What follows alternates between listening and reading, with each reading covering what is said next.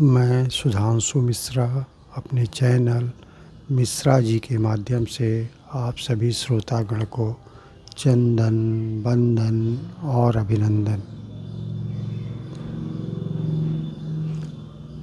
नीलाम्भुजश्यामलकोमलाङ्गं सीतासमारोपितवामभागम् पाणौ महासायैकचारुचापं नमामि रामं रघुवंशनाथं। नमामि रामं रघुवंशनाथं। प्रिय श्रोतागण, क्या आप लोग जानते हैं कि मृत शरीर को जलाने के लिए अग्निदेव की कृपा कब हुई? ऐसी मान्यता है कि जब देवताओं और असुरों में घमासान युद्ध शुरू हुआ और कई महीनों तक ये युद्ध चलते रहा और उस समय देवताओं के गुरु बृहस्पति महाराज थे और दानवों के गुरु शुक्राचार्य। लेकिन शुक्राचार्य में एक अद्भुत शक्ति थी।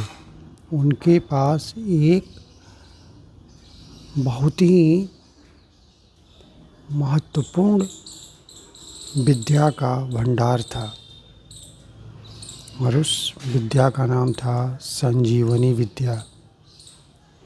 दिन भर युद्ध होता था,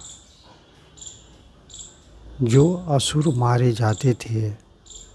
सूर्यास्त के बाद शुक्राचार्य पुनः अपनी संजीवनी विद्या से उन असुरों को जीवित कर देते थे।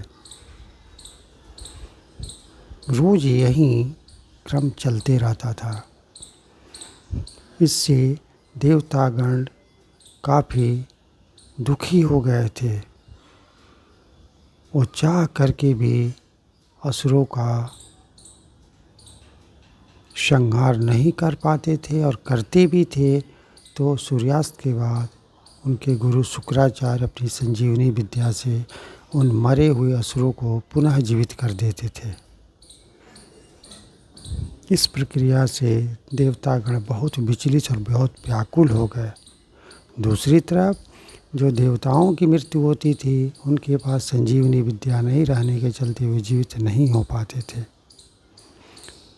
यह देख करके देवतागण बहुत ही दुखी हो गए, बहुत विह्वल हो गए और वो अपने गुरु बृहस्पति के साथ अग्निदेव के पास पहुँचे और बोले कि अग्निदेव, अब आप ही की कृपा से हम लोग बच सकते हैं या फिर हम लोग को विजय प्राप्त हो सकती है।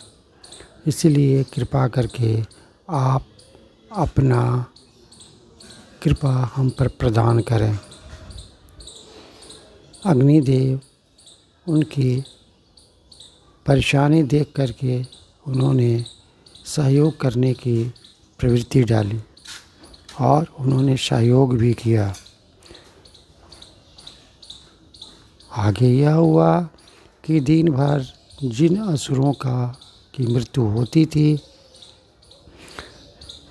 उसके तुरंत ही अग्निदेव उन्हें जला करके भस्म कर दिया करते थे। न उनका मृत शरीर बचता था और न शाम होने के बाद मृत संजीवनी की ज़रूरत पड़ती थी। जैसे ही कोई असुर का वध हुआ और अग्निदेव तुरंत उस मृत शरीर को जला करके भस्म कर देते थे। ऐसे ही करते करते सारे असुर मारे गए और देवताओं को विजय श्री प्राप्त हुई और उसी समय से मृत शरीर को दाह संस्कार करने की प्रचलन शुरू हुआ। जिस जो प्रचलन आज भी हमारे समाज में विद्यमान है और हम उसी परंपरा से किसी मृत शरीर का दाह संस्कार करते हैं। अब मैं यहीं पर अपनी वाणी को विराम देता हूँ। विशेष के लिए मेरे चैनल मिश्रा जी से जुड़े रहें। जय श्री राम।